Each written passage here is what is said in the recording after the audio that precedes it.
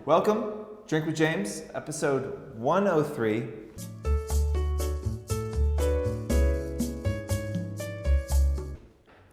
Quick funny story. 103 is the smallest weight class that you can wrestle. I was a wrestler in high school and I was tiny. When I was my freshman year of high school, I was 4'11" and I weighed 91 pounds. So I wrestled in 103, and my first match ever, I had been wrestling for a week and a half, and my opponent was a girl, and because girls are, because they don't have women's wrestling, they're, allowed to wrestle with us. So I've been wrestling for 2 weeks.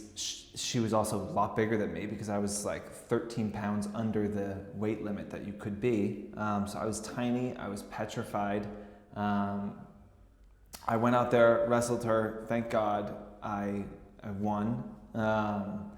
But because I grew up in the South, if I had lost that match, I think I probably would have had to just transfer, because they would have been the kids would have just been relentless. But then I implemented a rule. I ended up being captain of the team. I implemented a rule that you were not allowed to forfeit. You had to, if a girl was wrestling, you had to do it. And there were some amazing female wrestlers, and a couple of our guys got beaten pretty good. But whenever I think of 103, that's what I think of. I eventually grew into the 112-pound weight class, but it took me 2 years to do that. So wrestling story's over. I'm going to keep this decently brief.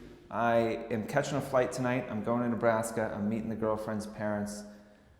If I don't come back, I'm probably buried in a cornfield in Nebraska. What am I saying? Have you ever been to Nebraska? I've never been to Nebraska. I was just talking to Tim. I'm very surprised to see it's going to be 100 degrees all weekend. My suit it's throwing my looks all off. Am I bringing a suit? Yes. I probably shouldn't. I don't think there's any reason to wear a suit in Nebraska. No offense to Nebraska, but it seems like a pretty casual state. And I'm already kind of an asshole, and so sometimes I feel you roll up in the suit into a sports bar in Nebraska on a Saturday afternoon, and what are you trying to prove? But this is who I am. I am that asshole, and I am trying to prove something. So I'm bringing the suit, going down there. I'm gonna ride some horses, meet the fam. We'll see. Hopefully I'll be charming. You never know, day to day with me. If I'm totally honest, I don't really like corn very much, so I'm not sure what to expect from a culinary standpoint, because corn doesn't really excite me. Something else that Kristen is very passionate about is ranch dressing, and she says that the ranch dressing in Nebraska is different, and that New York has terrible ranch dressing. So apparently I'm going to be eating ranch. I think they just put ranch on everything. So I'm going to have a ranch-filled, corn-filled weekend of sweating in Nebraska, and I think I'll love every minute of it.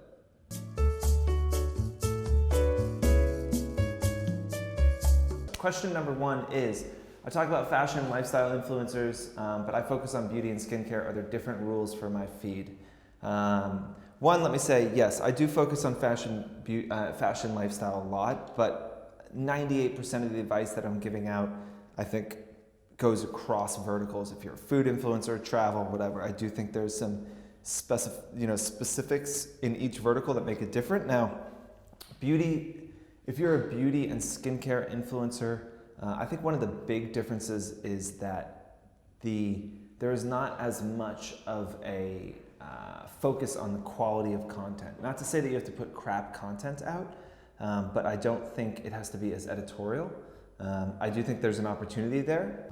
So people like Mariana Hewitt or Chriselle, who focus on makeup and beauty and skincare, and are also really editorial and elevated, they are in hugely high demand, because a lot of these beauty brands, especially the luxury ones, they sometimes have trouble working with beauty influencers in an official capacity because they feel that the content isn't necessarily elevated enough for them and for their owned channels.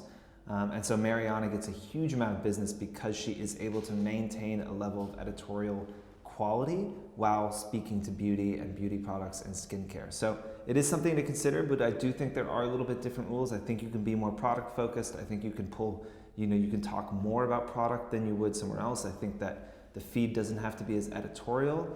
On the other side, I think you have to have a bit more of a personality. I think you have to be able to speak to camera. I think you have to be able to know how to use video and stories.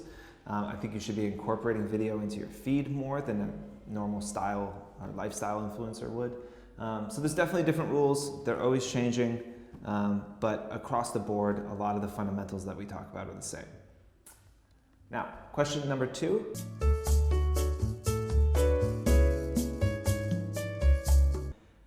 Question number 2 is, how can I get ghost followers to engage again? Listen, if you can get ghosts to engage with you, I think there's a whole career out there for you. But seriously, how do you get ghost followers to engage with you? So people that stopped engaging with you, how do you get them to engage with you again? So I've been digging into some data recently, and it is shocking how many followers everybody is losing. The only way to gain followers, and I've talked about this before, is you have to gain so many more followers because you're losing followers every single day, whether you post or not. But what is interesting is that for the entirety of Instagram's existence, every time you post a photo, you lose followers, right? So you post a photo, you're gonna lose followers. People are gonna look at it and say, I don't remember following this person, I'm sick of this person, I don't wanna follow them anymore, they annoy me, whatever it might be, you're losing followers when you post. That's going to happen. So what is interesting is that what's happening now is that it used to be that you posted maybe 30 photos a month, right? Maybe on the high end you posted 60 photos a month. Well, now we have Insta stories, and people are posting 10 times a day to Insta stories. Okay, so now that's 300 times a month that you're posting, plus the 30 times a month you're posting on your feed. So now you're posting 330 times where you used to post 30 times. So that is what, 10 times the amount that you used to post? That is 10 times the amount of followers that you're gonna lose than 2 or 3 years ago before stories existed. And so you have to understand that, let me step back and say, so influencers have been emailing me saying, why am I losing followers? And my theory is that because we're posting so much more content, we are just losing so many more followers. And so if I think about what can you do to make sure that that delta it stays positive, that you're gaining more followers than you're losing, it's probably less about trying to get people who haven't engaged with you for years to re-engage with you, because I think that's a pretty difficult task. But think about how can I keep the followers that I have? How can I make sure that I continue to keep them and keep them engaged? Make sure you're having a conversation with your audience. Make sure you're reaching out to them. Make sure you're getting feedback. You know, any brand that you interact with that's worth their salt, they're asking for feedback after that interaction. Ask your audiences, what do they want? What don't they want? What bothers them? What annoys them? If you have a newsletter, you could send out a type form. And send out a questionnaire about what they want to see, what they want to see less of, what annoys them, what they think they wish you did more of, whatever it might be. Get feedback from that audience, and then think about the journey, the first few weeks that somebody follows you. In that first few weeks where you get a follow, one, you have someone that is interested. They've obviously just clicked follow, so they've said, okay, I think this person is worth me essentially bringing into my life. But then in that first 2 weeks, they may not remember, they're not used to seeing your face or your content or your avatar or your name. And so they're more likely, I think, in those first few weeks to unfollow you because they're like, wait, what is this? Why did I follow this person? So think about your followers' journey the first few weeks. Maybe put an insight or maybe put a highlighted story on your profile that is just you introducing yourself. Talk about where you're from, what you do, so maybe put something there that says for new followers, and have them essentially treat it like the about page of your blog, a way to introduce yourself, a way to try and build a connection pretty quickly. Maybe in your stories every once in a while, ask your new followers to introduce themselves, to DM you, to say hi, say you want to learn about them. People want to feel like you care about them. They've already acknowledge that they care about you by following you.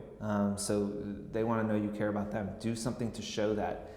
When you get a new follower, jump into their feed, like a few photos, comment a couple times. It doesn't take that long.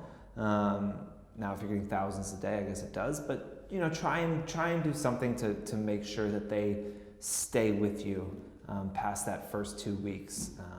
And I would focus on that rather than trying to get people who haven't interacted in years, because chances are they probably just don't use the app. 30% of Instagram users don't log in anymore. So you can essentially take 30% of your following and throw it out the door because they're probably not even logging into the app. So there's nothing you can do to go get them back unless you show up at their door, ask them to open the app and start liking your photos. But that's not scalable and it's probably illegal. So I wouldn't do that.